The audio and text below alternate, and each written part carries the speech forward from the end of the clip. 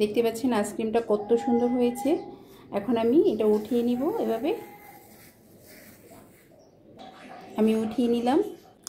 আসসালামু আলাইকুম সুপ্রিয় দর্শক শ্রোতা, রাতের বেঁচে যাওয়া ভাত দিয়ে আমি এই আইসক্রিমটা বানিয়ে নিয়েছি। কত সুন্দর এবং লোভনীয় হয়েছে। বেঁচে যাওয়া ভাত দিয়ে যদি এত সুন্দর আইসক্রিম তৈরি করা যায় তাহলে কি আর ভাত নষ্ট করা যাবে বলেন তো? Best rice ice cream. এক বাটি ভাত নিয়ে নিয়েছি, আর এটা রাতের ভাত ছিল। এটা আপনারা চাইলে গরম ভাত দিয়ে করে নিতে পারবেন, সমস্যা হবে না। তবে আমি দেখাচ্ছি বেঁচে যাওয়া ভাত দিয়ে কিভাবে মালাই আইসক্রিম করা যায়। তারপর নিয়ে নিয়েছি সহ দুধ এক বাটি, তারপর নিয়েছি কনডেন্স মিল্ক। ভাতটাকে দুধ দিয়ে ব্লেন্ড করে নিয়ে আসবো এবং সাথে দিব কনডেন্স মিল্ক। এখন আমি ব্লেন্ডার জারে ভাতগুলো দিয়ে দিচ্ছি। এখন দিয়ে দিচ্ছি সহ দুধগুলো, তারপর দিয়ে দিচ্ছি কনডেন্স মিল্ক।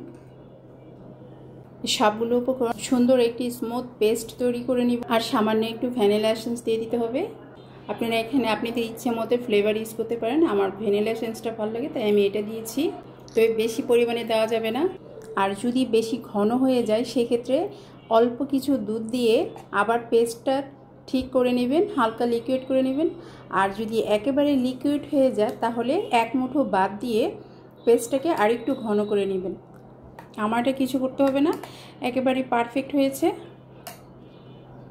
আর হ্যাঁ, এখানে আরেকটি কথা, আমি তো কনডেন্স মিল্ক ইউজ করেছি, আপনারা চাইলে চিনিও ইউজ করতে পারবেন, কোনো সমস্যা হবে না। তবে আইসক্রিমের ক্ষেত্রে কনডেন্স মিল্কটা ইউজ করলে টেস্টটা অনেক ভালো হয়। এখন দিয়ে দিচ্ছি হুইপ ক্রিম। আমি হুইপ ক্রিম নিয়েছি 2 কাপের মতো এবং কনডেন্স মিল্ক দিয়ে দিচ্ছি হাফ বাটি। এখানেও আপনারা চাইলে চিনি ইউজ করতে পারবেন, তবে বারবার বলছি চিনিটা দিলে টেস্টটা ভালো আসে না, কনডেন্স মিল্কটায় টেস্টটা খুব ভালো করে। এখন আমি হুইপ ক্রিমটাকে ভালো করে বিট করে নিয়ে আসছি। এখানে আরেকটি কথা বলে নিচ্ছি, হুইপ ক্রিমটাকে একেবারে স্টিক করা যাবে না। আমরা কেকের মধ্যে যেরকম হুইপ ক্রিম ব্যবহার করি ওরকম করা যাবে না, একটু হালকা সফট রাখতে হবে। ক্রিমটার কনসিস্টেন্সিটা ঠিক এরকম হবে। আমি একেবারে স্টিক করে ফেলিনি, কিছুটা সফট রেখেছি। যে পেস্টটা তৈরি করেছিলাম ভাতের, সেই পেস্টটা দিয়ে দিচ্ছি। ভাতের মিশ্রণটার সাথে হুইপ ক্রিমটা মিশিয়ে নিব। আমি ড্রাই ফ্রুট কেটে রেখেছিলাম, ওগুলো দিয়ে দিচ্ছি। ড্রাই ফ্রুটটা দিলে খেতে আরও বেশি ভালো লাগে। বাদামগুলো যখন আইসক্রিমটা খাওয়ার সময় কামড়ে পড়বে তখন খেতে আরও বেশি সুস্বাদু হবে। এখন আমি বক্সের মধ্যে দিয়ে দিচ্ছি আইসক্রিমগুলো। এখন আমি বাদাম দিয়ে দিব।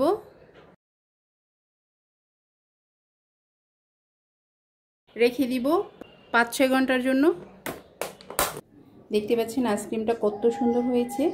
এখন আমি এটা উঠিয়ে নিব। এভাবে